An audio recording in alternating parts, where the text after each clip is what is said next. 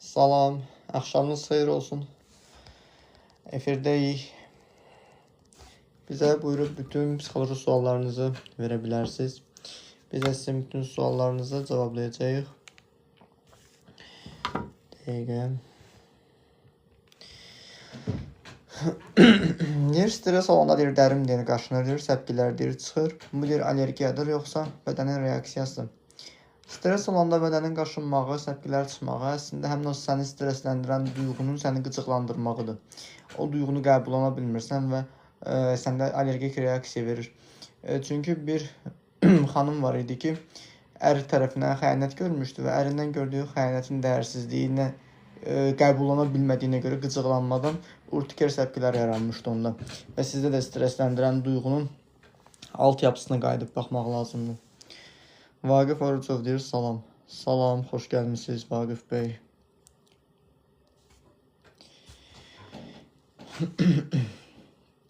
Deyir, həkimə gedirəm, problem tapmır, amma daim boğazımda düyümlənmiş bir his var. Bu deyir, his deyir, niyə keçmir? Boğazda yaranan düyümlənmə hissəsində özünü ifadə edə bilməməyindir. Özünü niyə görə ifadə edə bilmirsən və yaxud da səni kim qorxudaraq susturubsa, ondan qaynaqlana bilən bir durumdur. Yəni, ya üstüvə qışqırıblar, kəs səsindən böyüyə cavab qaytarırsan deyiblər. Yəni, istənilən halda bir buna bənzər fakt yaşamısan. Yəni, bu baxımdan da sənin özünün, belə deyək də, özünü ifadə edə bilməməyindən qaynaqlana bilən problemdir. Deyir, mənim də bədənimdə qaşınır, qaşınan nahiyə göyərir. Bədəninizdəki olan qaşıntı ola bilər, psixoloji faktordan qaynaqlansın. Siz ola bilər, ya düşünürsünüz ki, hər hansı bir qidadan qaynaqlanır, hər hansı bir şeydən qaynaqlanır, amma allergiyalar, fobiyalar ümumilikdə bunlarınızı lövbər salmış bir şəkildə olur. Siz yaşadığınız duyğunu həmin hadisə ilə əlaqələndirirsiniz və ona rasional səbəb tapa bilmirsiniz. Məsəl üçün, belə adam olur ki, başlayır boğazı qaşınmağa, boğazı qızarmağa, deyir, mənim boğazım qızardı. Bəlkə mən yediyim qida mənə düşmədi, deyir. Bax, deyir, mən nə yemişim? Deyir, mən çiyələk yemişim. Amma halbuki onun allergiyasının səbəbi çiyələk deyil. Sadəcə o, onu özünü əlaqələndirməyə çalışır. Hər dəfə çiyələk yeyəndə başlayır qızarmağa. Amma onun o anda yaşadığı duyğu, çiyələk yeyəndə keçirtdiyi duyğu və yaxud da ki, çiyələklə əlaqəsi yoxdur. Bəlkə də hər hansı bir insana qarşı olan duyğunu allergiya verir. Və sizin özünüzdə də həmin o allergik vəziyyət, sonra göyərmə hissi, bəlkə də qaşmaqdan göyərdirsiniz özünüzü. Bilmirəm, hər hansı bir fakt ola bilər ki, yəni duyğudan qaynaqlanır. Yəni allergiya çünki inkardır, vəziyyəti inkar edirsən, qəbul edə bilmirsən və yaxud iyrənirsən.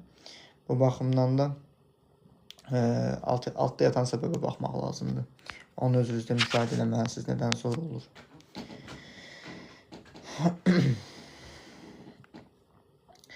Deyir, mədəmdir, yalnız deyir, əsəbləşəndə deyir, yanır, ağrıyır, orqanlar deyir, hissləri yadda saxlaya bilər. Saxlaya bilər, birbaşa olaraq saxlaya bilər. Çünki sənin mədəvin əsəbləşəndə ağrımağa, əsəbləşəndə keçirtdiyin qəzəb hissi, nifrət hissi birbaşa olaraq sənin mədəvi yandırmağa başlayır. Çünki belə deyək də, istənilən halda mədə bulantısı da keçirdə bilərsin. Hər hansı bir simptom da yarana bilər ki, həmişə deyirik, mədə başdan daha ağıllı bir orqandır. Çünki mədə həzm eləmədiyini qusur, özünü göstərir, amma beyin onu qəbullanmağa çalışır, emal eləməyə çalışır. Bu baxımdan da sizin özünüzdə əsəbləşəndə ağrıyırdır. Siz nəyə əsəbləşirsiniz? Sizi kimə əsəbləşdirir və hansı duyğu sizi qıcıqlandırırsa, o duyğunuzun birbaşa olaraq mədənizi zədələnməyə başlayır. Bu baxımdan da sizi qıcıqlandıran, stressləndirən duyğunuzu özünüzdə müşahidə etsəz, anlayarsınız hansı səbəbdən qaynaqlanır.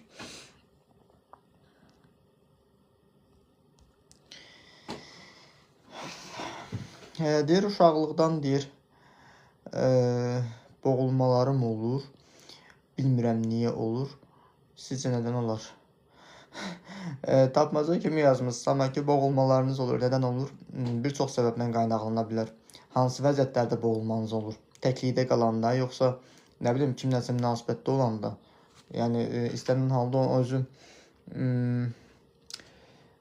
hər bir kəsdə individualdır. Yəni, mən onu tamamilə sualı tam başa düşməmişdimsə, doğru bir cavab verməsəm, tam anlaya bilməyəcəksiniz sizdə. Nihal deyir, həqiqi düz deyirsən, mənim də əsəbdən mədəm xəstələnib. Həmin o sizə əsəbləşdirən duyğu nədirsə, o duyğu sizdən dəyişməlidir. Çünki əsəbləşmək eyni əsəb hormonu kortizol hormonudur. Həmin o kortizol hormonunu qaldıran duyğu nədir? O duyğu işləsə, mədə problemi də sənin aradan qalxacaq. Nəzrin deyir, salam, birdən özümdən keçib qışqırıram və bu yadımda qalmır. Nədən olar? Həmin o duyğu avtomat reaksiyadır. Çünki səni əsəbləşib qışqırırsan ya kimisə səni idarə eləməyindən qorxursan, təhlükə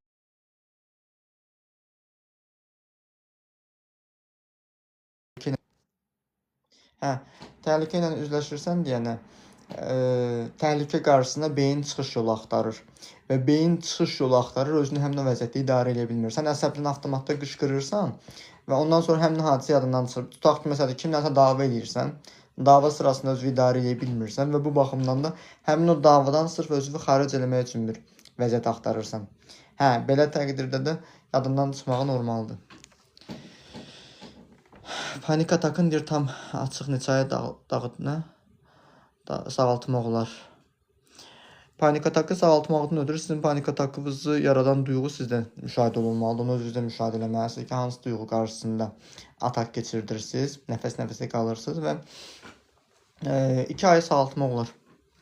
Maksimum sizin özünüzün, hər bir kəsdə individualdır. Elə adam olur ki, 5 seansa sağalır, 6 seansa sağalır ki, bu da individualdır. Problemin dərinliyinə görədir.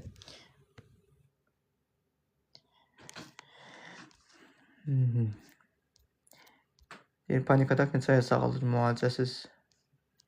Özü-özündən sağalmır, amma müalicəsiz deyəndə, əgər dərman müalicəsiz deyirsinizsə, dərman müalicəsi olmadan 2 ay ərzində işləyib sağaltmaq olar.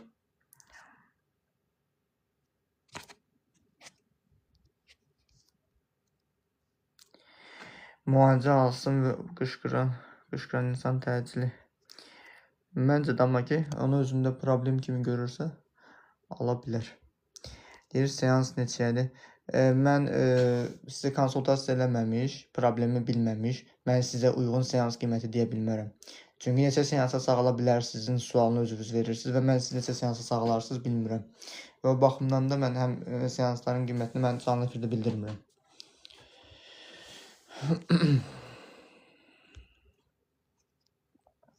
Salam Sandra, xoş gəlmisiniz. Kasıb olanlar da var, imkan var. Bir məsləhət verərsiniz panik ataka. Panik ataka məsləhətim odur ki, sağalmalıdır da. Yəni, məsləhət başqa nə verə bilərəm ki? Bir konsultasiya yazılın. Mən sizi panik ataka yaradan duyğu nədir bilmirəm axı. Söhbət ondan gedir. Yəni, o baxımdan da nəyə məsləhət verəcəyimi bilmirəm.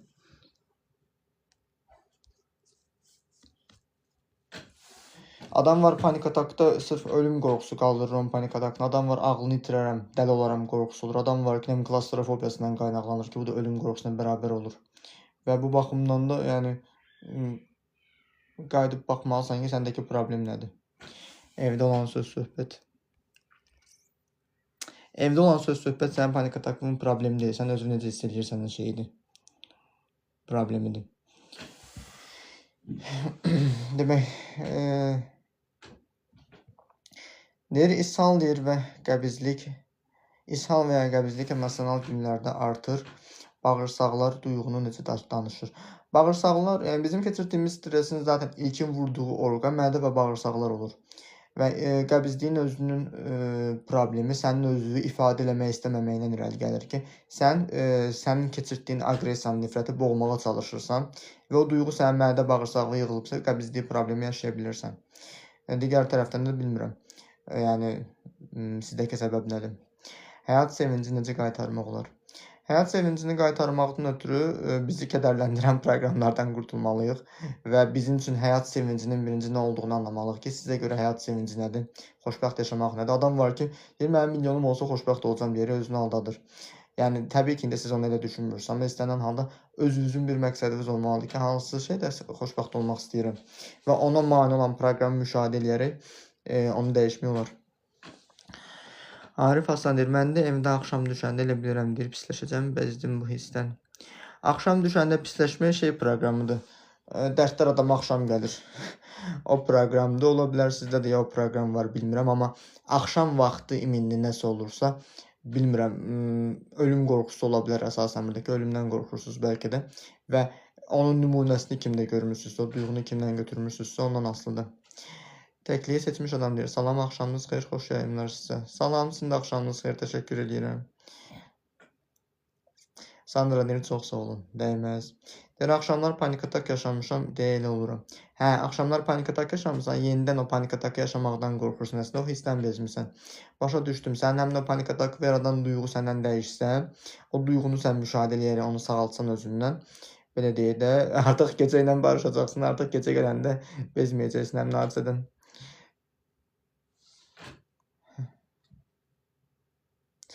Bədənimdə deyir ağrılar var, amma konkret yeri yoxdur. Yayılmış ağrı emosional ola bilərmi?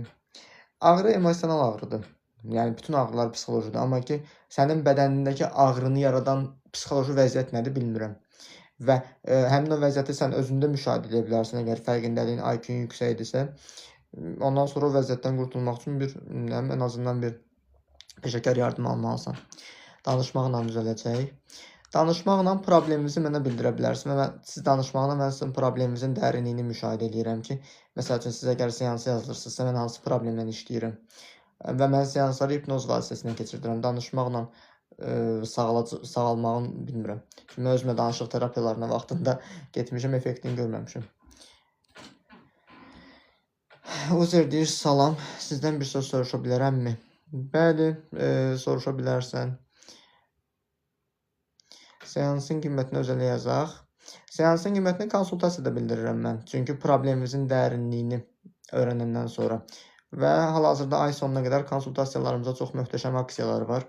Seanslara da möhtəşəm endirimlər tətbiq eləmişik ki, onları sadəcə şəxsdə bildiririk. Çünki mən seanslara vaxt qoymuram. Yəni, belə deyək də, 2 saatlıq seansım olub, 1 saat yarım seansım olub, nə bilim, 3 saatlıq olub. Yəni, bu baxımdan sadəcə sənin problemin dərinliyini öyrənməliyəm ki, mən seansa sənə nə qədər enerji, efor sərf edirəm.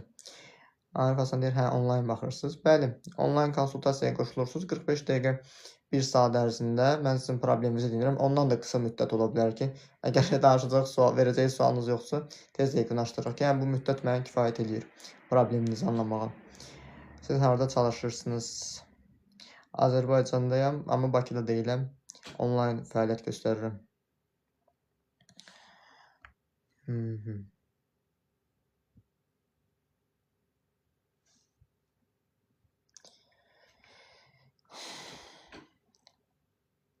Deyir, hər şeyə həddindən artıq deyir, nəzarət eləyirəm. Deyir, yoxsa bədənimi deyir, dağılacaqmış kimi qorxuram.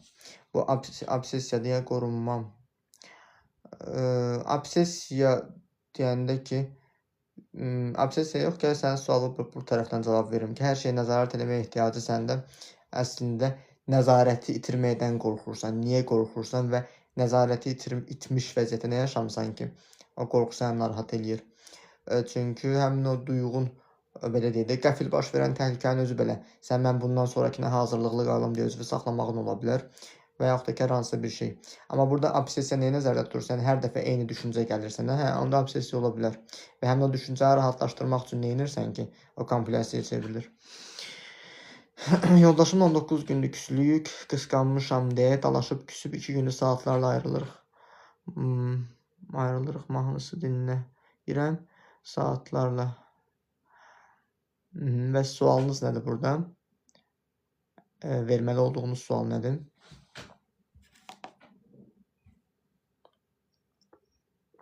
Xəyanət etmiş olarmı? Bilmirəm, ola da bilər, olmaya da bilər. Amma onun özünün sizdən küsməyinin özü bəlkə də sizi günahkar hiss etdirməyə çalışır, bilmirəm. Çünki bu dəqiqə düşünmək, fala baxmaq kimi bir şeydir ki, o pisliyi mən dəstək eləməyəcəm. Yəni, yalandan sizə yanlış bir informasiya vermək istəmirəm. Amma sənə xəyanət olunmadığı halda o şübhəyə düşürsənsə, qayıdıb o duyğuya baxmalısan ki, niyə görə o şeydən qorxursan, o şübhə səndə niyə var? Bax, aciz bayaqları seansdan çıxmışam. İsti bir informasiya verim sizə. Oğlanın xəyanət duyğusu var idi. Demək, oğlanın diaqnoz şeyində, oğlanın keysində problem bilsən idi xəyanətində. Uşaqlıqda valideyni buna şey verib, güvənsizlik duyğusu verir. Mən sənin maşını alacam deyib, amma almayıb. Və plus uşağın 4 yaşı olanda olub bu. Və plus da ki, uşağa oyuncaq maşını yox, böyük bir maşını nəzərdə tutub. Yəni, uşağı birbaşa olaraq alladıb və valideynindən həm xəyanət, həm güvənsizlik gördüyünə görə o şübhə duyğusu da onda var idi. Və hər dəfə o duyğu onda olduqca, bizdə bir duyğu olduqca biz onu yaşamaq istəyirik. Çünki bizim duyğularımız bizim instrumentlərimizdir. Yəni ki, tutaq ki, sənin bu instrumentin var, sən bunu yaşamaq istəyirsən və həmin o şeyi başlasın həyatıma çəkməyə. Bu baxımdan da qayıdıb siz özünüzdə baxmalısınız ki, o duyğu niyə sizdə var. Salam Rüzgar deyir, sizə diaqnoz qoydum. Qurxantros. Deyir, 12 ildir hər şeydir. Hər dəfə ayrı qadınlarla xəyanət edib, inamam yox deyə şübhələnmişim, o da dalaşıb küsüb.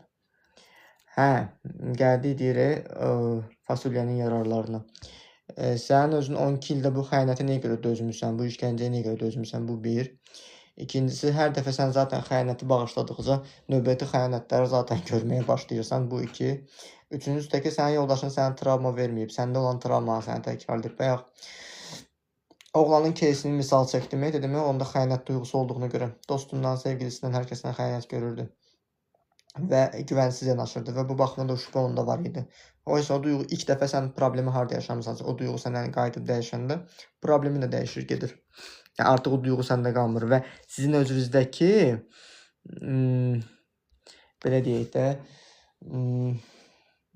problem əslində bugünün problemi. Amma bugünün problemi sənin yaşadığın şeyə o qədər çox diqqətimi çəkmir.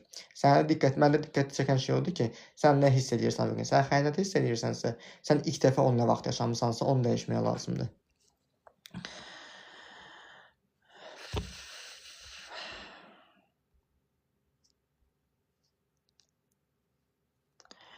Deyir, gözəl şey qoyub.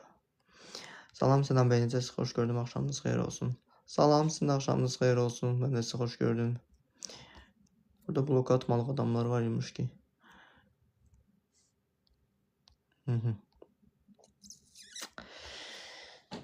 Belə. Mən deyir, 20 ildir dözürəm.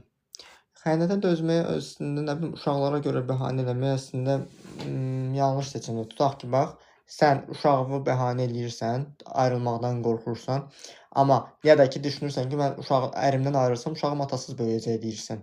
Yaxşı, bəs sənə xəyanət eləyən ər, uşağa nə kimi doğru nümunə olacaq? Və bu baxımdan sən özünü ərdən zaten ayrılanda, sağlam həyatı quranda, sənin qızın varsa belə deyəcək ki, anam belə ərdə dözüb oturmadı, ayrıldı ki, demək özünə layiq görmədi, mən də elə insanlarla ailə qurmalı deyiləm. Ən azı sizin rolunuzu kopyalamayacaq. Amma yenə də sizin şəxsi fikrinizdir. Çünki mən biraz elə danışanda deyirlər ki, boşanmağı təbliğ edirsiniz falan, amma ki, 20 ildir dözməyin, neçə ildir dözməyin özü sizin özünüzə işgəncəvizdir. Sadəcə həyata bir dəfə gəlirsiniz. Niyə görə? Həyatı kimisə xəyanətinə göz yummaqla yaşayasınız ki. Bəs nə dərəcədə düzdür, hər dəfə küsəndə ayrı otaqda qalmaq səni günahkar hiss etdirir. Deyir ki, mənə belə qəbullanmalısan və sənə etdiyi xəyanətdə səni günahkar hiss etdirir ki, yaxşı qadın olsaydın gözüm qıraqda qalmazdı və sən də özünü yetərsiz hiss etdiyinə görə özünü günahkar hiss edirsən. Yəni plusda deyir, həm suçlu, həm güclü səni günahlandırır elədiyi işdən. Salam Rəşad. Oğlan atasının tərəfini tutur. Oğlan atasının tərəfini tutmağın özü, atasına haqq qazandırmağın özü qayıdıb şey olacaq. Atası kimi narsist olacaq. Əgər ki, doğru erkən müdaxilə olunmasa. Faf pasiyent deyir, hello, necəsiz? Yaxşıyam, yaxşı olasınız.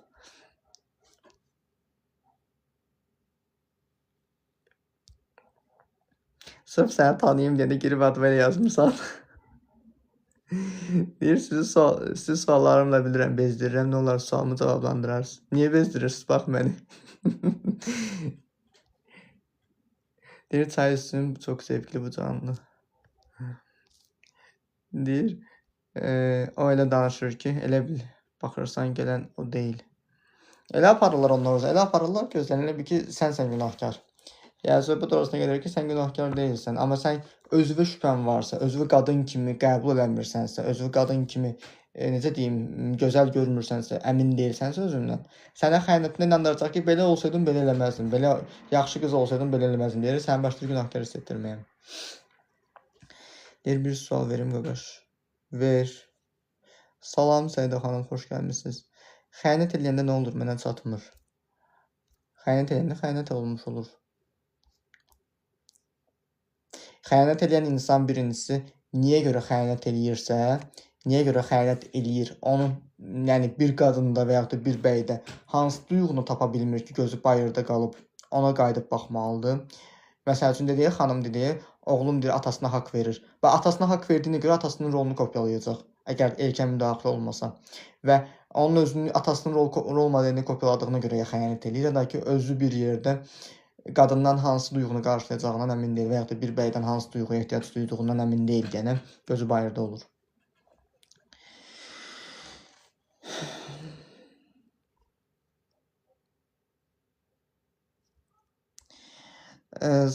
İş tapmaq çətindir, bilirsiniz.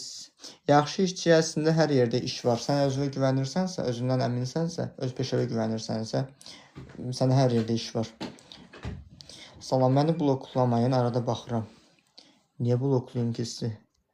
Mən əslində yersiz yazanları bloklayıram. Səncə narsist xarakterdir, yoxsa psixoloji pozuntu? Narsist uşaqdır, böyüməmiş uşaqdır. Onun psixoloji yaşı 4-5 yaşından yuxarı olmur. Nə bilim, məndə bu oyuncağı almalısınız deyərək ayağını diriyir valideynlərinə ki, mənə bunu almalısınız. Eyni ilə də mən bu qızla evlənmək istəyirəm deyir. Evlənir, sonra gözü qalır bayırda. O qızla boşanandan sonra da gözü qalır həm də qızın dayıcı. Və eynilikdə də narsist uşağın özünün də oyuncağı əlindən alınanda başlayır oyuncağını da oyuncaqlamağa. Narsist uşaqdır və o xarakter deyil, xarakter pozuntusudur, bəli. OKP necə qurtulum? OKP yaradan duyğu sizdə müşahidə olunmalıdır ki, hansı obsessiyanız var və sizə bugünkü günə necə narahat edir və aradan qaldırmaq olur. Seanslarda aradan qaldırmaq olur. Deyir, bilmirəm, sevirəm ya yox, birdən nifrət edirəm, iyrənirəm, amma dəli oluram xəyanəti yadıma salanda. Sən sevmirsən, əslində bəlkə də oğluna yazığın gəlir. Yəni sevgi adı altında yatan duyğular çox başqa duyğular olur ki, sevgini bizə yeridirlər. Məsəl üçün, bax, bir qadın deyirdi ki, bir bəy deyirdi ki, anam, atam mənə uşaqlıqda bunu eləyib, mən deyirəm, anam, atamı çox istəyirəm, sevirəm. Deyirəm, ay uşaqsan, onu sevmirsən, sadəcə anava atavı itirməkdən qorxursan. Ona yazığın gəlir və onu sevgi kimi başa düşürsən. Bu sevgi deyil. Hər duyğunu öz adı ilə çağırmaq lazımdır. Deyir, doktorum, burada bloklamalı biri varsa da özüməm. Düşüncələri necə idarə etmək olar ki, yalnız yaxşı şeylər düşünək. Düşüncələri idarə eləmək bir yerdən sonra adamı uçuruma aparır. Necə uçuruma aparır? Çünki sən düşüncəvi idarə eləməyi unudandan sonra, yəni yaxşı şeylər gəlmir həyatına. Sən gərək düşüncəvi yaradan duyğuyu dəyişəsən. Tutaq ki, mən nədənsə qorxuramsa, ağlıma pis fikirlər gəlir. Mən qorxumu təmizlədim, pis fikirlər gedəcək ağlımdan. Mən nə qədər düşüncəmi idarə eləyə bilərəm ki? Mən şuurumla özümü nə qədər idarə eləyə bilərəm ki? Axı dayana bilmirəm, onu deyir kiminsə yəni sevməsini deyir fikirləşəndə, amma nifrət də edirəm, iyrənirəm də. Həmin o iyrənclikdən sağalmalısan, iyrənclik hiss etdiyin duyğudan sağalmalısan və nəzərə almalısan ki, bir xanım mənə müraciət eləmişdik. Ərinin ona xəyanət etdiyindən onda urtiker səpkilər yaranmışdı. Yəni o duyğudan iyrənirdi deyənə, həmin o duyğunu şuuraltı qusmuşdu. Və boynunda, boğazında, üzündə həmin o urtiker səpkilər vardı ki, həmin o xəyanətin onu hiss etdirdiyi dəyərsizliyin qəbul olana bilmirdi. Sizin kimi iyrənirdi deyənə səpkilər yaranmışdı. Qəşəng izah, təşəkkürlər. Dəyməz. Güya deyir kənardakı dəqiqə. Güya kənardakı qadını lap əsl sevir, o da sevgi deyil. O qadın da sevmir ki, o qadında da istədiyi şey tapmır, onu da xəyanət eləyir. Deyir, məncə qanundadır. Elə fikirləşmirəm, çünki istənilən halda o xəyanət eləyən ərləri də qadınlar yetişdirirlər.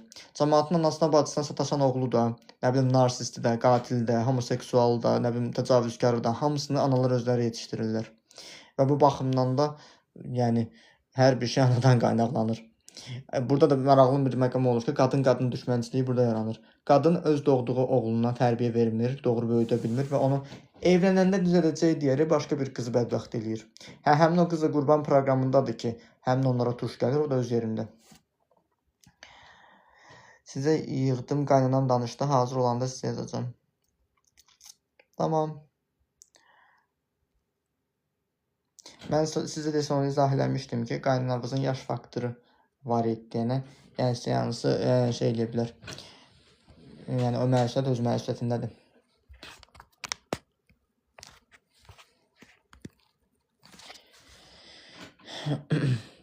Deyir, keçici bir şeydir.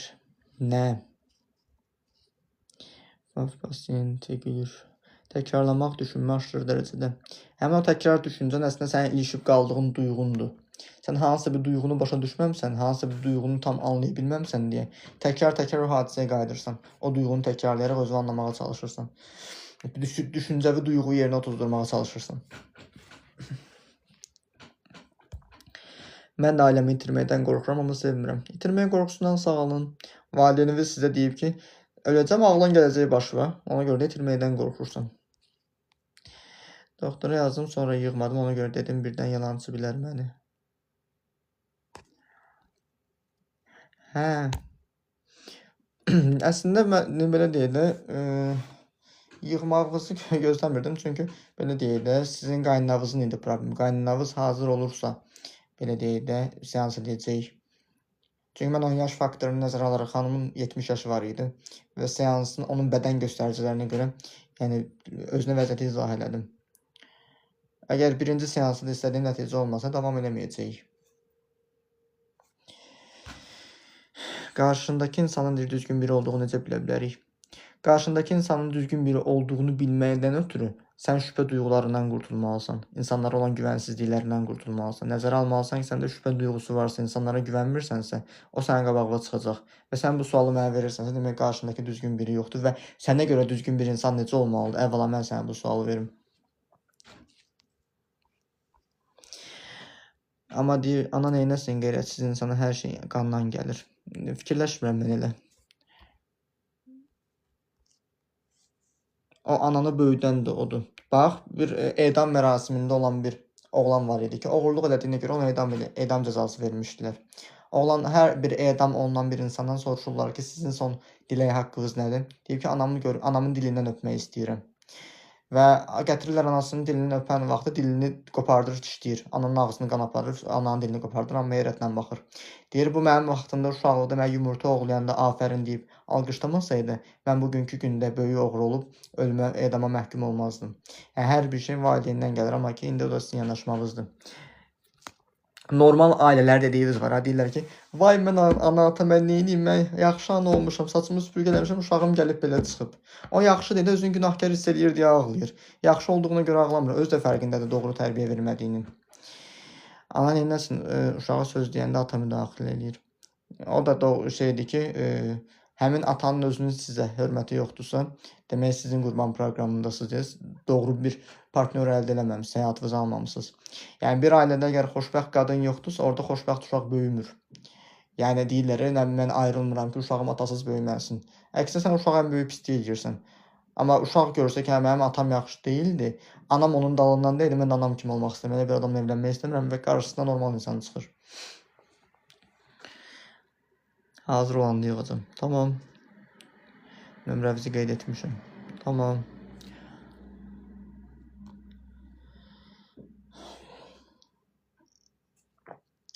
Suallar niyə gəlmir? Bayaq birdən-birə suallar gəldi, birdən-birə kəsildi. İnsanların gözünə baxanda deyir, içim sıxılır. Bu deyir, sosial fobiya sayılır, yoxsa utanc travması. Əslində, öz problemlərinizin fərqindəsiniz və ikisini də yazmısınız. Hansında olduğundan əmin deyilsiniz. Utanc da ola bilər, sosial fobiya da ola bilər. Bu baxımdan siz niyə görə utanırsınız? Zaten sizin utancaqlığınızdır sizə sosial fobiya yaşadan. Onlardan qurtulsaz, düşünürəm ki, probleminiz keçər. 3 uşaq atası uşaqların ailəsinin yanında düzdürmü? Sevgi, ayrılıq mahnısına qulaq asması. Düz deyil, doğru deyil. Düzgün insan hörmət edər, şəxsi alana hörmət edər, normal düşüncə, yəni o da olmalıdır, qadına hörmət və s. Hə, mənə hörmət olunmağı üçün mən özümə hörmət eləməliyəm, mən özümə dəyər verməliyəm. Yəni, o demək deyil, sən özünə hörmət eləmirsənsə, yəni anormal yaşayırsan. Yəni, insanlara sən şəxsi sərhədlərini qorumağı öyrənsən, insan vicdanlı insan olmağı bəzən deyirlər ki, filankəsi yazığı gəlir, vay vicdanlı adamdır, ya, nə bilim, özünü fəda edir. Vicdanlı olmaq o demək deyil. Mən özümə rəva bilmədiyim bir şeyə başqasına da rəva bilmirəmsə, vicdanlı olmaq odur. Yəni, sən özün də özünə qayıdıb sağlam yanaşsan, sağlam sərhədləri çəkməyə başlasan və sənə ilk dəfə hörmətsizliyi kim eləyib, ilk dəfə sənin şəxsiyyətini kim alçaldıb, ailədə qadını alçaltmağı, qadına olan hörmətsizliyi siz kimdən görmürsünüz, o duyğunuzu, probleminizi mental olaraq həll eləsəz, sizin həyatınıza gələn bəy də sizə hörmət eləyəcək. Deyir, mən də deyir, hazır olana qədər gələcəm bura, sonra da terapiyə. Bax da necə istəyirsən. Yəni doktorun iç səsinə nereden bulaşdım bu belaya? Bəla kimi görmürəm. Bəla kimi görsəydim, əgər doğrudan narahat olsaydım, bloka atardım. Deyir, vaxtında ayrılmadım. Anam qoymadı, dedi, mən də ayrıldım. Peşmanam, anam çox çətin çəkmişdi. Qısa yazıram, amma indi. Anam bilsən niyə qoymadı? Anan özü ayrılmayıb, yoxsa ayrılmayıb, anlamadım orasını. Ayrıldım, peşmanam. Anan ayrılandan sonra gör də anavın problemi gör nə qədər dərindir. Anavın özünü, sənin həyatında bir kişi olmasa sən heç sən kimi yükləyiblər. Sən ancaq kişidən asılı olmalısan deyə yükləyiblər. Ya da ki, anavın anası sənin nənəvin özü də çox ərindən asılı olaraq böyüyüb, yəni ərindən asılı bir mövqedə olub, nümunə olub. Yəni bu baxımdan qadınlar özlərini hiss edirlər ki, o vəziyyətdə. Yəni həyatımda kişi olmasa mən yaşaya bilmərəm. Amma yanlış proqramda elə bal kimi də yaşayırsan ki, amma qorxun olduğuna görə onu həyatının keyfiyyətini hiss edəmirsən. Ailəsini vuran, döyən kişi ailəsini sevə bilərmi? Ailəsini vuran, döyən kişi əslində ailəsinə qarşı nəyə görə nifrəti var? Nəyə görə özünü bağışlamır? Əslində onun öz davası özü iləndir. Tembol əgər içib dava eləyirsə, içib döyürsə, onun öz davası əslində özü iləndir. Qəribənə aşıq yazıb salam. Salam. Mənim də yoldaşım uşaqlarla maraqlanmaz, deyir sən tərbiyə ver. Uşağa tərbiyə vermirlər. Uşağa tərbiyə vermək nə deməkdir? Ümumiyyətlə mənə çatmır. Uşaq ya da tərbiyəsiz uşaq necə olur? Sən sadəcə uşağa doğru nümunə olmalısan və sənin yoldaşının özü ata olmağa hazır deyildisə, niyə ailə qururdu? Bir insan necə unuda bilərəm? Həmin o insan sənin həyatında olanda hansı duyğusal boşluğu doldurursa, qayıdıb o duyğusal boşluğu şuur altında özünü həll eləyərək. İlk özümüzdən başlamalıyıq, yəni düzgün insanı çəkirik ki. İlk özümüzdən başlamalıyıq, yəni ki, sən düzgün insan, anormal insan necə həyatına çəkirsən? Çünki anormal proqramın var. Ən azı sənin uşaqlıqda yanında deyiblərsə ki, əşi heç bir insana güvən yox deyə bilirsən. Kimsə bir dənə filosof kimi oturub danışıbsa yanında heç bir şeyi anlamadan, o uşağa birbaşa olaraq travmadır. Və o travma sənə artıq bütün insanlara güvənmək olmaz və güvənsən də həyatın hər bir şilləsini yeyirsən. Qayıdıb sənin o proqramın dəyirsə ki, ay sənin valideynin özü həmin o problemi yaşayıb və o problemi niyə görə yaşadığını anlamayıb. Yəni deyirsən, ay valideynim, sən bu problemi buna görə yaşamısan. Seansda mental olaraq üzləşərək və ondan sonra onu buraxıb gedirsən. Yəni ailəvin yükünü sən qaldırmağa məcbur deyilsən.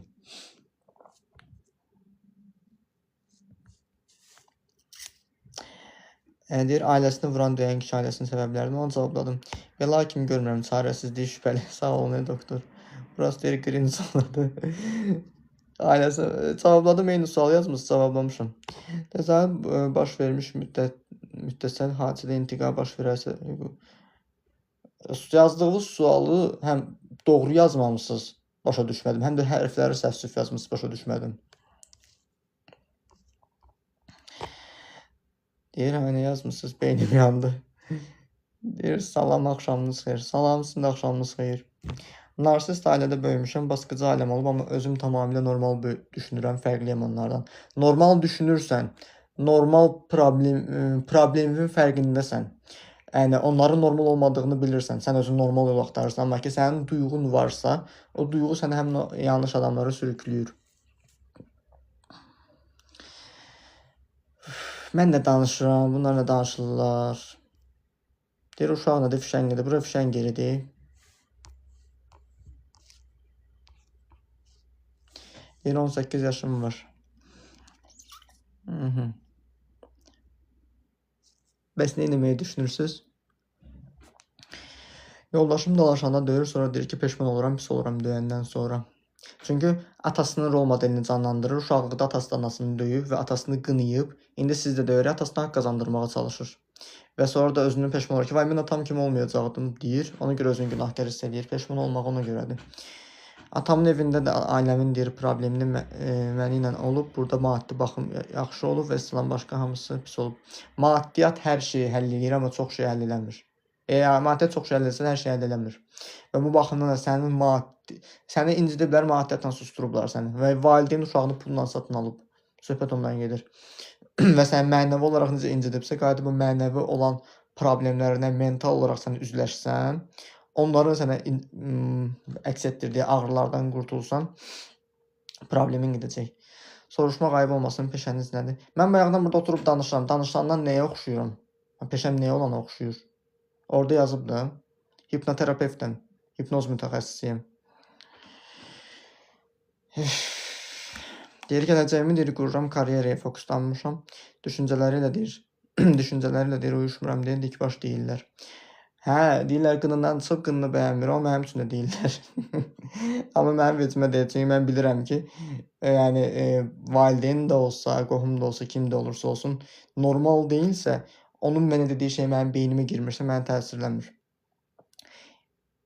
Çünki mən əgər onların istədiyi kimi olsam, mən özümə xəyanət edirəm. Mən niyə görə özümə xəyanət eləməliyəm ki? Nəzərə almalıyıq ki, bizim valideynlərimiz də bir yerdən sonra rəhmətə gedəcəklər. Mən onların istədiyi kimi niyə yaşamalıyam ki? Onların istədiyi kimi yaşamaq, onlar bizim onların istədiyi kimi yaşamağımızı öz yaşaya bilmədiyi həyatlarına görə istəyirlər. O öz problemidir. Öz həyatını istədiyi kimi yaşayır da. Məndən nə istəyirsən ki? Söhbət ondan gedir. Sən ona baxmalısan. İrada gir bax da qardaş.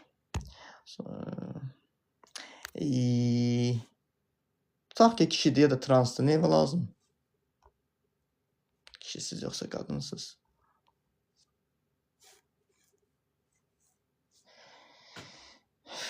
Axır insandır da, neysə. Deyir, mənə də təsir etmir. Çünki həyatı quran mənəm, idarə edən mənəm xəyallarımı. Əlbəttə doğru düşünürsən, amma düşündüklərimi həyata çəkməkdən ötürü valideynlərimin sən şüuraltı olaraq normal olmadığını anlamalısan. Yəni valideynin travmasından sağalmaq, sən valideyni sevməlisən mənasına gəlmir. Çox adam valideynin olduğu kimi qəbullanmaq istəmir ki, mən onu sevmək istəmirəm. Amma sən valideynin olduğun kimi qəbullanmağın onun problemli olaraq qəbullanırsan ki, bu insan da belədir də. Yəni mənə bu travma veribsə, bu da öz valideynlərindən gördüyünü mənə diktə eləyir. Bu onun fərqində deyilsə, bu onun özünün şüursuzluğudur. Yəni mənim problemim deyil. Çünki istənilən halda travmadan sağalmaq üçün, sən o problemdən qurtulmaq üçün valideynin sənə verdiyi duyğudan qurtulmalısan. Yəni hansı düşməni bağışlamırsansa bağışlama, amma onları bağışlamaq yəni lazımdır ki, atəşkəs imzalamalısan ki, özünü qəbullanasan. Nəzərə almalısan ki, valideyni qəbullanmadıqca insan özünü olduğu kimi qəbullanmır. Yəni biz yerdən göbələk deyilik, yerdən çıxmamışıq. Bizi leyləklər gətirməyib. Bizi valideynlər dünyaya gətiriblərsə, biz də var oluşumuzu qəbullanmalıyıq ki, özümüzü də qəbullanaq. Deyir çönməyəm. Gəl al cavabını. Mən cavabını verdim, göndərdim onu. Səmaya deyir salam. Salam Səmaya xanım.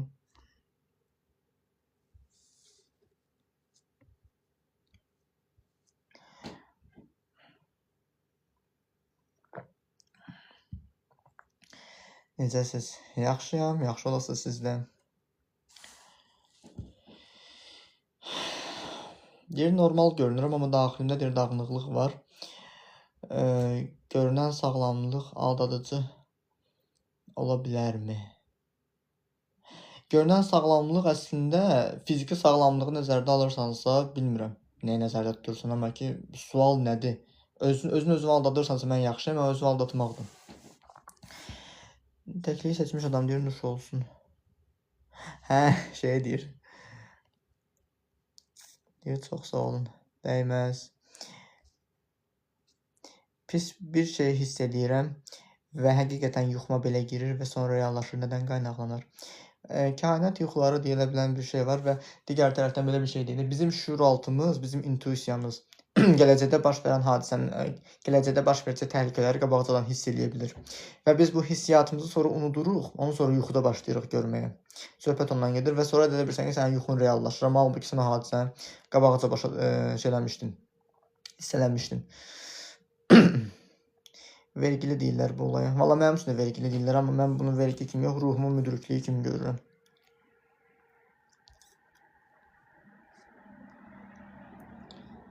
Əslində o vergili deyən adamlara özümə falçı kimi sıraya bilərəm də, amma ona vaxtım yoxdur.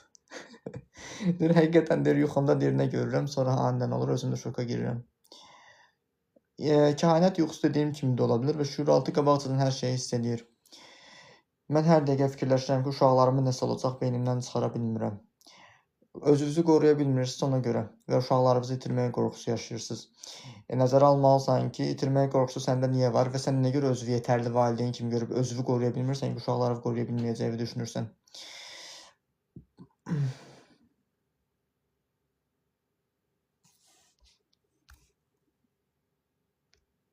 Yuxuda ayağımın üstündə bir qız oturmuşdu, özünü göstərmirdi. Həmin xəyali bir...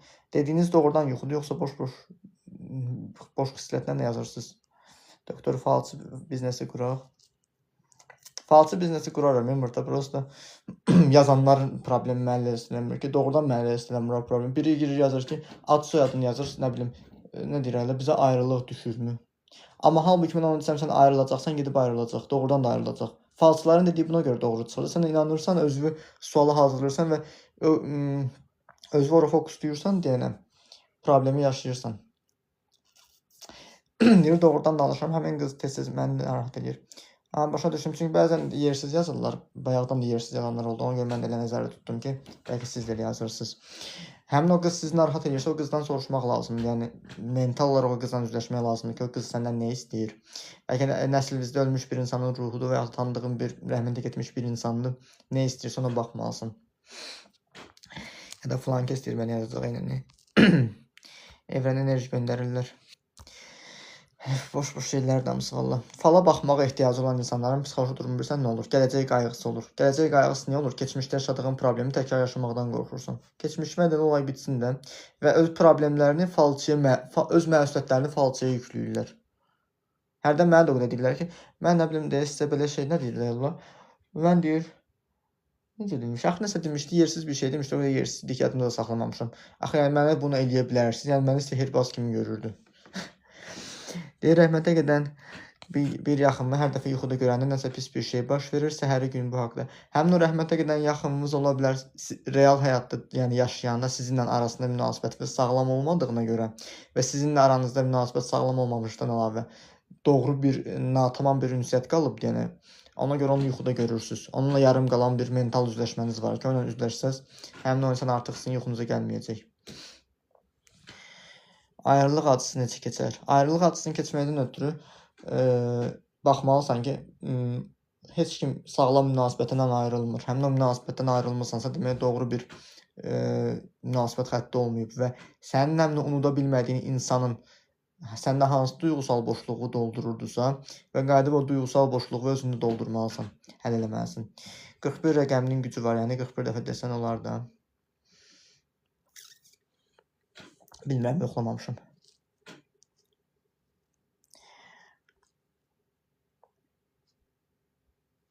Deyir, mən ciddi deyirəm, qorxuram ki, nəsə olar uşaqlara, yuxu yata bilmirəm, onlara baxıram. Başa düşdüm, sən uşaqları bitirməyə qorxusu yaşayırsan, o qorxu səndə niyə görə var? O duyğunu sən mental olaraq üzləşək, onu təmizləməlisən özündən. Yəni, onun üçün bir yardım almalısan. Üzünü göstərmir, mənə saçını yatanda iyi olur, saçımı yatanda iyi olur.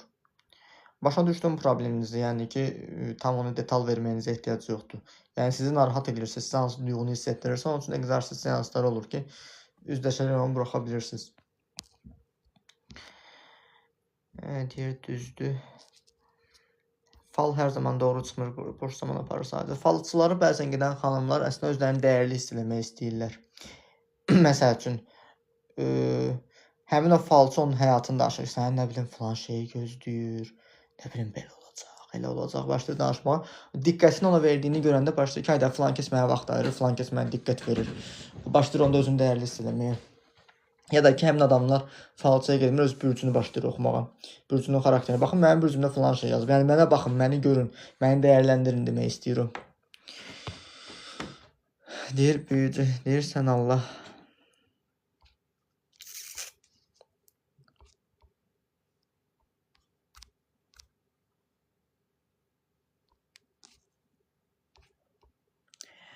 Demək, deyir, vedmalar keçmişdə olub, amma doğrudan qara qüvvələrlə məşğul olublar. Olub, qara qüvvənin təsiri varmı? Bəli, var. Həmin o qara qüvvənin təsiri bilirsən nə vaxt olur? Tutaq ki, mən özümü depressiyada hiss edirəmsə, məni söyən, təhqir edən hər bir insan məni qıcıqlandıra bilər də, düzdür? Və mən əgər özümün enerjim yuxarıdırsa, heç bir insanın mənə heç bir şey təsir eləmir. Və şuuraltı proqramında sənin enerji, vibrasiyan yuxarıda titrəyirsə, enerjilərin nə dərəcələri var da, 700 Hz-də artıq o harmoniyadır. Məsəl üçün, əgər nifrət varsa, artıq o 100-dən aşağıya düşür. Və bu baxımdan sənin enerjin yuxarı qalanda sənə heç kim təsir eləmir. Otursunlar en qədər şam əritsinlər, kağıza yazsınlar, üfləsinlər, təsir eləmir onda heç kim o. Çox sağ olun, dəyməz deyir, bilmirəm. İndi xatırlamamağınız normaldır. O duyğu sizdə var, o duyğunuzdan buraxmalısınız. Deyir, çoxsu balaca üçün qorxuram, yanından belə ayrıla bilmirəm. Ünsiyyətçi deyiləm, seçirəm, sonra danışıram. Amma ətrafımdakı insanlar mənimlə danışmağa can atır. Sən insanları üz vermirsən, insanlar da dəyərsizliyi yaşamaqdan zövq alırlar. Falan kəs mənə niyə görə üz vermir, mənə niyə görə danışmır? Başlayır sənin tərəfinə əyməyə. Amma sağlam adam olsa deyər məndən xoş gəlmir, yəni pis başa düşməyə deyir cəhənnəmə xoş gəlsin. Məni sevməyə məcburiyyətən deyil ki. Yəni niyə danışmalıyam ki o ilə? Amma ki sənin özün seçici insan olmağının səbəbi güvənsizliyindir. İnsanlara güvənmirsən və özün kimi insan tapa bilmirsən ona görə. Gözəl sözlər deyir, qəşəng sözlər deyir, danışırlar, imperatorçusan falan deyirlər. Oysa deyir, qarşıdakı deyir, dəqiqə, qarşıdakı qadın qurban proqramdadır, Kılıç kraliçesidir.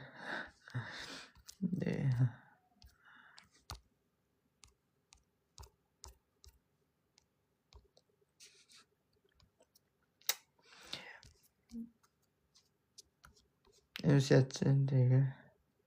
Hara gedirəm, heç kimlə səmimi olmayan insanlar belə səmimi olur mənimlə. Aha.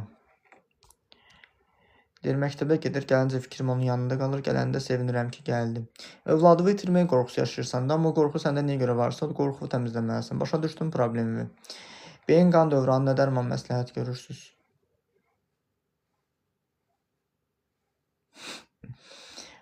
Mən dərman yazmaq səlahiyyətində deyiləm. Doktor deyir, bir itiraf.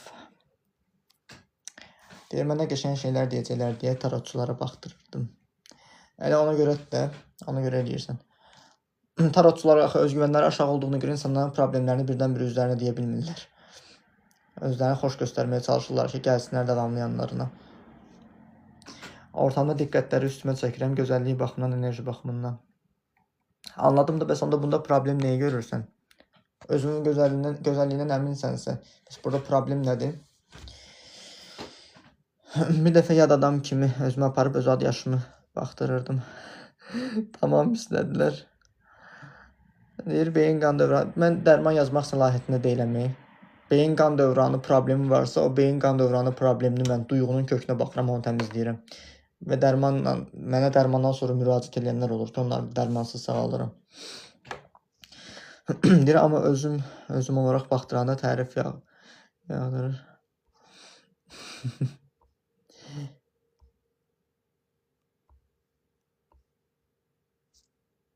Ətrafdakılar bunu sanki mən edirəmmiş kimi reaksiya verir. Problem budur.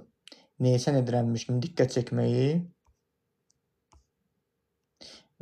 Sən diqqətlərini birinin yayındırırsansa, belə deyək də, əslində problem kimi görməyə səbəb bilsən nədir? Sən insanların diqqətini çəkirsən, amma hər insana üz vermirsən, hər insana ünsiyyətdə olmursan deyənə, onlar onu problem kimi görürlər ki, onların öz güvən problemləri var, onların öz problemləri özləri iləndir. Hər insana görə yaşamaq doğru deyil axı. Hər insan öz problemini bildirir. Onun sənə dediyi şey, səndə problem kimi gördüyü şey onun öz problemidir. Nəzərə alın ki, hər bir, nəinki bu problem, kimsə bizə, nə bilim, mənfi bir kommentariya yazırsa və yaxud da hər hansısa bir mənfi tənqid edirsə, əslində özünü görür. Öz qıcığını görür. Hamı öz ağrısını danışır. Kiməsə fikir bildirəndə. Deyir, aha, sanki deyir, ilgi bağımlısı yanmış, öldürənmiş ilgilən, halbuki də deyil.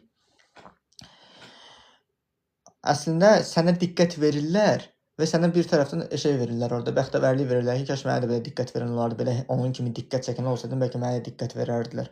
Demirəm, bəs insan öz ağrısını görür. Əslində, onlar sənə kimi olmaq istəyirlər ki, onlar da sənə kimi diqqət çəksin. Necə sən onların diqqətini çəkirsən? Elə bilir ki, onda hər şey yaxşı olur. Amma anlamırlar ki, insanların diqqətini çəkməyə çalışmaq insanların istədiyi kimi olmaqdır. İnsanların kuklasını çevrilməkdir. İnsanların diqqətini çəkməyə çalışmaq. Elə insanlar sizcə qısqancdır, yoxsa necə? Qısqanc olanlar da var, Əgər sənə qısqanc da əslində, görmürsən, sənə problem kimi yüklüyür sənin vəziyyətini. Sənə pisləməyə çalışırsa, demək qısqancdır.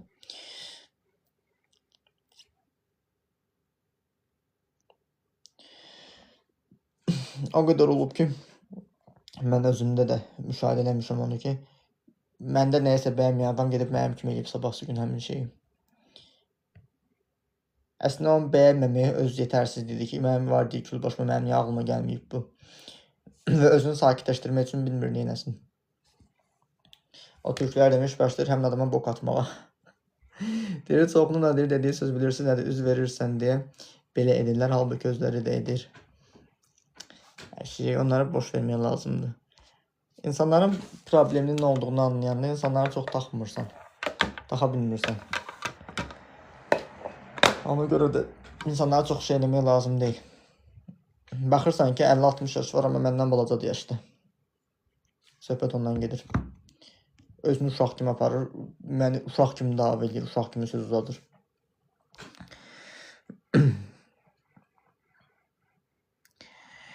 Ya, benim vaxtı. Bir dəfə bacım mənə dedi ki, sən elə bilirsən, çox yüksəksən, amma elə deyilsən, normalsan.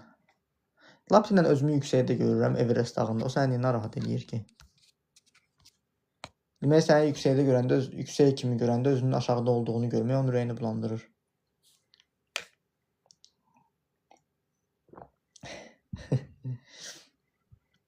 Suallar yoxdur başqa? Sual verin də.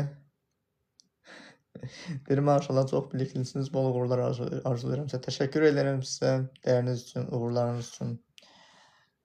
Çox sağ olun. Deyir, heç sən demədim, çünki özündəki sorunu bilirəm. Super.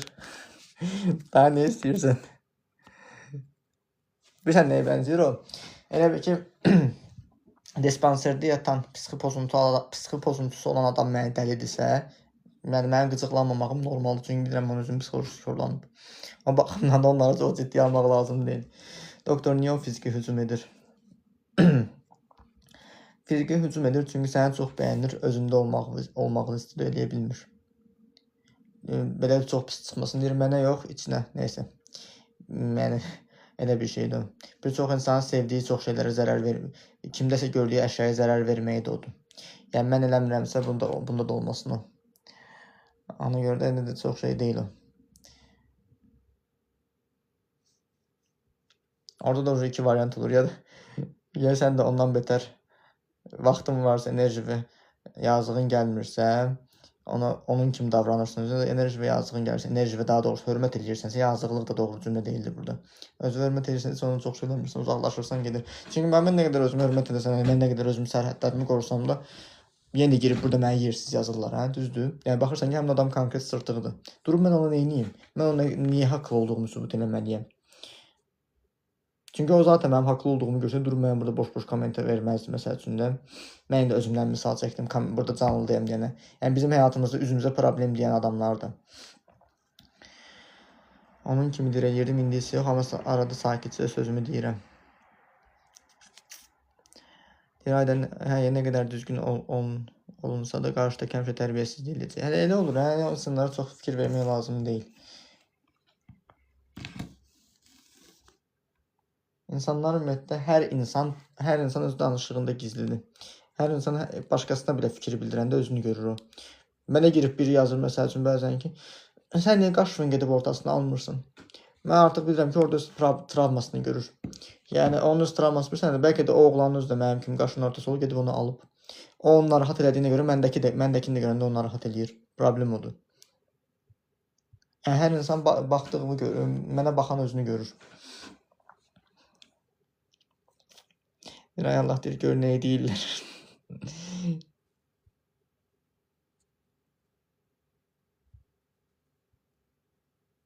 Məsəl üçün, necə deyim? Məsəl üçün, tutaq ki, mən qısaqalı köynəkdə oturmuşam. Mən burada o qədər adam görmüşəm, deyir, sənə baxanda üşüyürəm.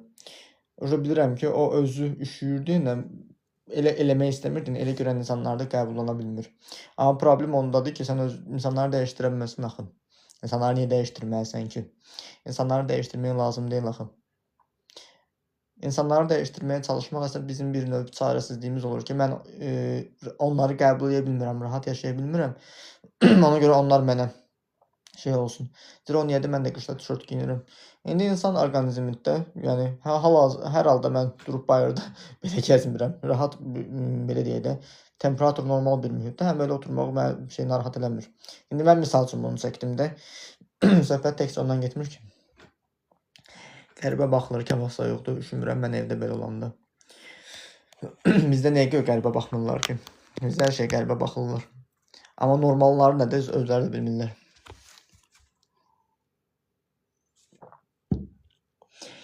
Deyir, daxilimdə sanki bir neçə səs var. Bu daxili konflikt normaldırmı? Normal deyil. Həmin o səsləri bir-bir baxmalısan. Sənə nə deyirlər?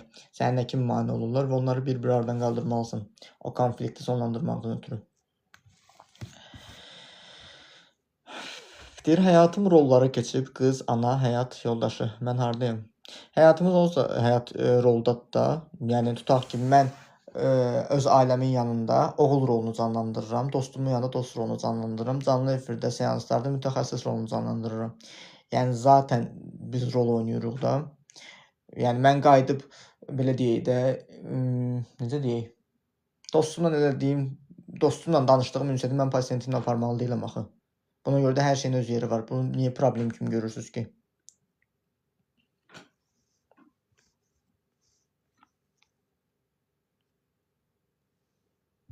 Doktor 5-ci gün daşınmaz əmlak işçi işi üçün çağırılmışam.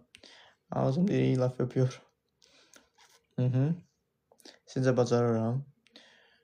Bilmirəm, mən belə deyim də, bacarmağına o işi istəyirsənsə bacararsan, amma ki, istəmədiyin işdirsə, özünə işgəncə eləyəcəksən ancaq.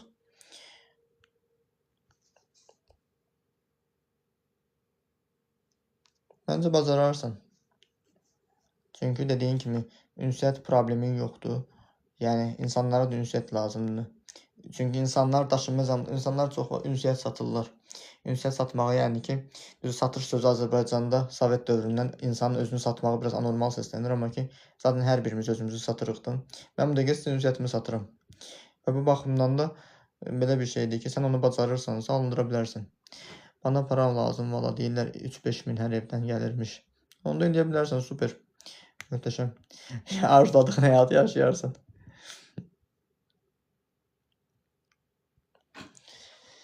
Evet, sabah ancaq oturub deyir, daşınmaz əmlakda pazarlama barədə maraqlanacam. Doğru hocam. Hə, maraqlana bilərsən. Gedib praktika edə bilərsən. Alındıra bilirsənsə, istədiyin kimi olursa edə bilərsən. Deyir, nə qədər qardaş ataya dilənçilik eləyəcəm. Aha, nəsə bir dəyişikliyi var, xoşuma gəldi. Keçən səfərlərə qədər deyirdin ki, ancaq qoy mən oturum, onlar mənə pul versin, irəliləyiş var.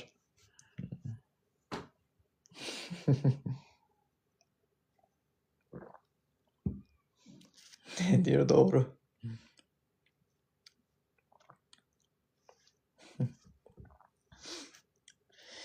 Nəzə başqa sual verən yoxdur. Elə bir TikTokda nə müşahidə eləmişəm. Bəzən bilsən nə olur? Lap istəyir video paylaşanda, lap bir şey eləyəndə, bəzən çox auditoriya qabağına çıxır. Elə adam olur ki, girir, çıxır da, girir, boş-boş yazır. Auditoriya normal olmayan adamın qabağına çıxardır onu. Bəzən də normal adamın qabağına tam çıxardır, bir xeyli normal adam olur. Onu müşahidə eləmişəm. Çünki bilirsən hardan? Çünki SMM şirkətləri necə şey deyirlər? Məsəl üçün, doğru auditoriya üçün kütlə hazırlayırlar. Məsəl üçün, deyirlər 100%, məsəl üçün, sənə satış eləyəcəksən, belə eləyəcəksən, elə bilə. Yəni, bu baxımdan onu baxıram ki, doğru bir şey var orada sosial mediada.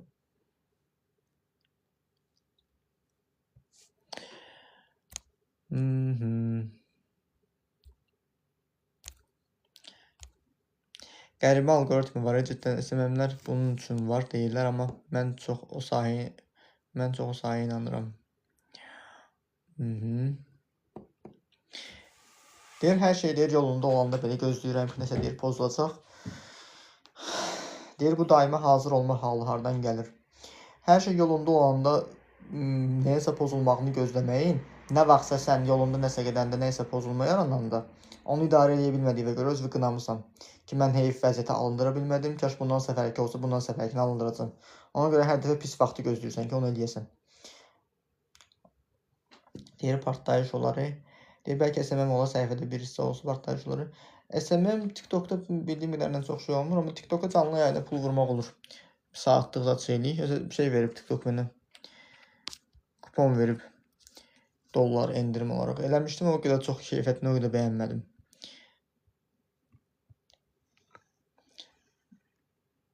Çünki mənim neyimə lazımdır, məsəl üçün 500 nəfər yığılsın, amma mən danışdığımı anlamırsa, niyə yığılırlar orada boş-boş?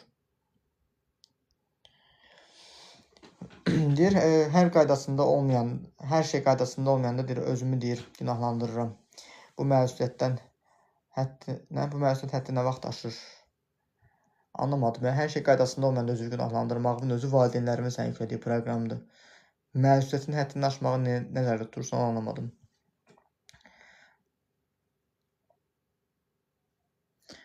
Deyir, bizim millət ancaq şokoladlara baxır. Onlara da ehtiyac var da. Yəni, hardasa hər hansı bir anormal bir şeyin təbliğatını aparırlarsa, hər hansı, məsəl üçün,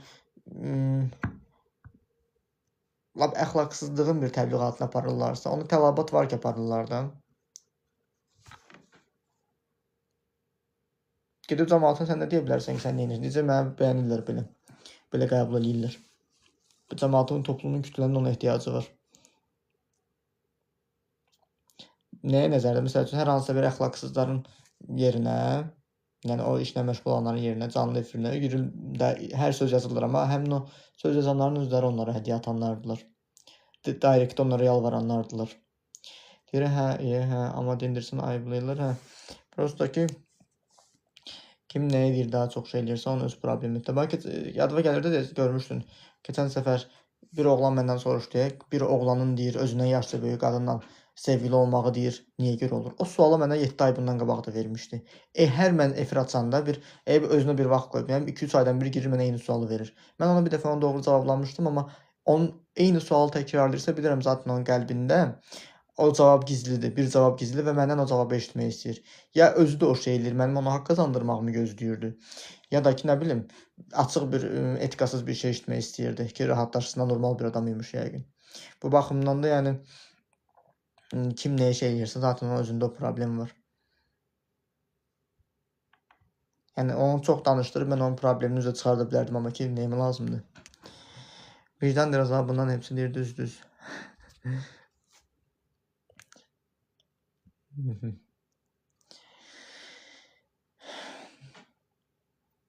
Deyir, mənə anlayan biri olsun istəyirəm, amma deyir, izah etməkdən yorulmuşam. Bu yorğunluq nədir? Anlayan biri yoxdur, ona görə. Sənə anlayan biri ləblədən ləbləbini anlayır. Bir danışığından, bir sözündən, bir duyğundan səni hiss edir, anlayır. Danışmaq və də verbal ünsiyyət çox kobud ünsiyyətdir. Yəni, sənin bir insanın yanında oturanda ruhunla əlaqə saxlayırsan. O qədər mənim tanıdığım adam olub ki, onların yanında oturanda mənə enerjiləri sıxıcı gəlib. Yəni, birbaşa olaraq mənfi insandır da, baxıram ki, mənfidir. Bu baxımdan da, yəni, mən o mənfi insana özümü necə doğru dillə ifadə eləsəm, mənə anlaya bilər ki, mən niyə onu gözləyirəm? Deyir, kimsə mənə yaxşı davransa tez bağlanıram, bu sevgidir, yoxsa aclıq refleksidir? Aclıq refleksidir. Sənə uşaqlıqda yaxşı davranmayıblar, sevgi görməmisən deyənə, sənə hər sevgi göstərən qatilin belə olsa, onu bağlanmağa çalışırsan, səni öldürəcəyini bilsən belə. Bu baxımdan da qayıdıb o özünü kör, özünü bilə-bilə ölümə aparmaqdansa problemi dəyişməlisən. Bu məndə də olub. İlk görəndə enerjisi məndə tutmursa danışmıram. Bax, o ilkin təəssüratdır ki, ruhların bir yerdə pıçıldadığı cavabdır. Bir-birlərinə ötürdüyü enerji vibrasiyasıdır. Sən, məsəl üçün, həmin o insanı ilk dəfə bəyənməmisənsə, bir yerdən sonra sən o insanı bəyənsən, aranızda sonra problem yaransa, deyəcəksən ki, əşyansı mən bu ilk dəfə görəndə mən bunun üçün belə hiss eləmişdim, belə düşünmüşdüm. İlkin təəssüratla başlayırsan qayıtmağa. Bu baxımdan da ilkin təəssüratın heç vaxt ikinci şansı olmur. Olsa mən bunun üçün belə demişdim deyə düşünürsən. Amma sənin özünün ilkin cavabındır. O qədər adam olur ki, sənin üzvə xoş güdür, xoş danışır. Mənim o qədər tanıdığım adam var ki, yalandan bilirəm üzünə güdür, amma o anda özünü səmimi göstərməyə çalışır və mən amma o insanı xatırlayanda mənə boş bir enerji gəlir, negativ enerji gəlir. Bilirəm ki, o insan sağlam deyil. Yəni, o öz negativini gizlətməkdən ötürü şey eləyir, qurban proqramında olan insan rahatlıqla aldana bilir ona. Məsəl üçün ki, o insanın yanında sıxılır, o insana negativ alır, amma o insan onun üzünə gülür deyənə, deyir, axı mənim üzümə gülür, səmimidir mənimlə, deyərək özünü başlayır aldatmağa. Sənan bəy, oğlum evdən bloka çıxan kimi orada milçəklər 1-2 dənə olur, çox qorxur, titrir, qaçır, 9 yaş. Milçəkdən qorxu, həşərat qorxusu, fobiya kimi özünü göstərir və niyə görə qorxur? Milçəkdən qorxusunu hardan yükləyib, qayıdıb ona baxmalısınız, onu müşahidə eləməlisiniz və təkcə milçəkdən qorxur, yoxsa ümumi həşəratlardan. Sənin tanıdığım adam var ki, xanımdır, 30 yaşı var, hər, nə bilim, milçək deməyədir, nə bilim, arı görən kimi, nə bilim, yerdə bir hörümçək görən kimi başlayır qorxur. Evə kərtənkələ girəndə belə qorxur. Və bu baxımdan da, əslində onun ilkin travması şeydir, uşaqlıqda onun üstünə çəyirtkə atmışdılar. Ondan qorxmuşlar həşəratlardan. Məndə hələ də hörümçək, tarakan, çəyirtkə qorxusu var. O qorxu dəyişməlidir səndən, ona görə Yəni hörümçək qorxusundan sən sağalanda o demək deyəsən zəhərli hörümçəyə gedib əlində gəzdirirsən. Bilirsən ki, o hörümçəyə toxunmaq olmaz, amma hörümçəyə uzaqdan görəndə qorxu keçirtmirsən. Deyir çöldən blokda bu qapıdan çıxan kimi. Bəlkə də uşaqlıqda nə vaxtsa milçək onun gözünə girib və yaxud da gözünə batıb, yəni həyəcan qorxu keçirdib, yəni ona görə milçəkdən qorxur. O milçəyin gözünə, adam gözünə batanda şey olur axı, qəribə bir hiss yaranır adamda. Ola bilər ondan qaynaqlanıb.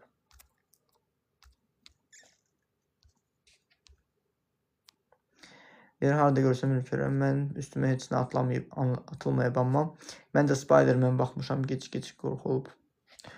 Ola bilər, nə bilim. Qorxunun kökündə yatan səbəb nədirsə, o dəyişməlidir səndən də. Deyir, donur internetim.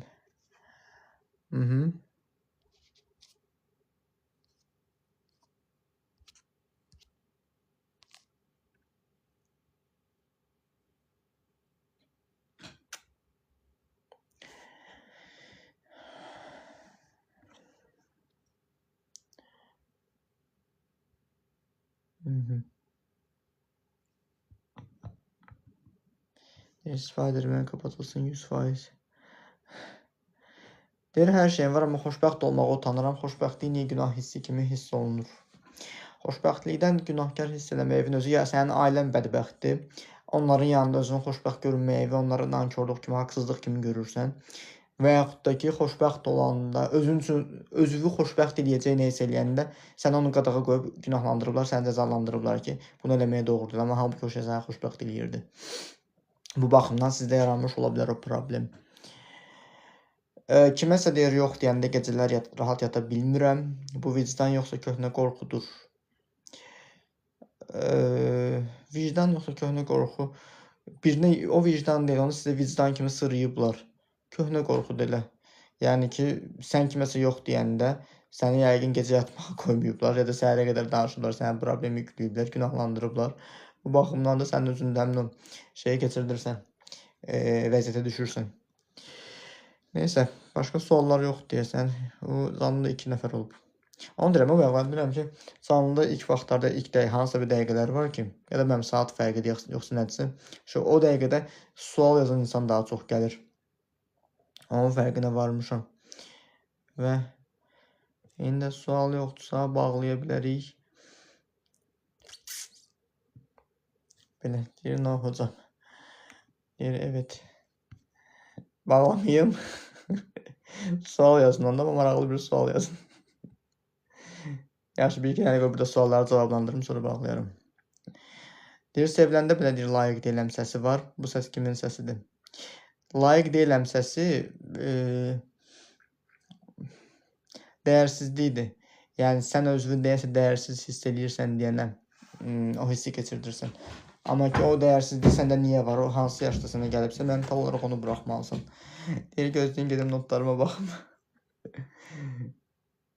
Deyir, həyatım boyu deyir, verən tərəf olmuşam, özümə verməyi nəyi bacarmıram? Nəyi verməkdən gedir söhbət? Sevgi verməyi, mərhəmət verməyi, güvən verməyi. Yəni, sən özünə hansı duyğunu qarşılaya bilmirsən? Və niyə görürsən o duyğunu qarşı tərəfə fəda edirsən? Qayıdıb ona baxmalısan. Bəlkə sən özün o duyğunu verirsən ki, qarşılığında sənin də o duyğunu verərlər. Kiməsə çox yardım edirsənsə, sənin əslində özünün yardıma ehtiyacın var. Və yaxud da kiməsə yazığı gəlməyin özü, sənin boş-boşuna kiməsə yazığın gəlmir.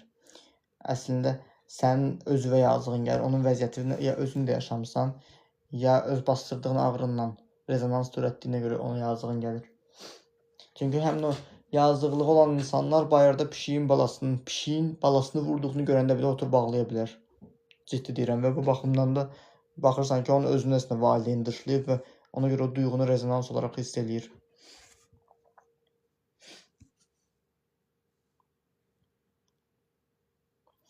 Bir ağlamalı olduğum hadisələrdə sakit qaldım. Hisslərimin sönməyi qoruyucudur, yoxsa təhlükəli? Qoruyucudur, amma təhlükəlidir. Təhlükəlidir o vaxt ki, insan müəyyən bir vaxtda ağrı da hiss eləməlidir ki, özünü qorusun. Amma yəni şiddətli dərəcədə ağrı yaranırsa, artıq sən o ağrını idarə edib baş eləyə bilmirsən. O ağrını balansa gətirib sağaltmalısan.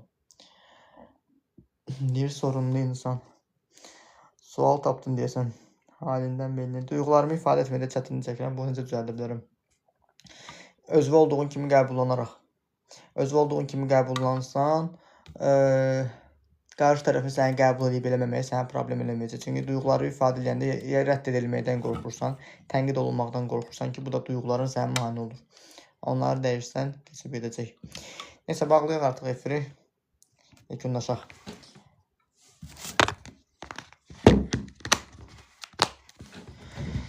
Hələlik gecəniz xeyrə qalsın.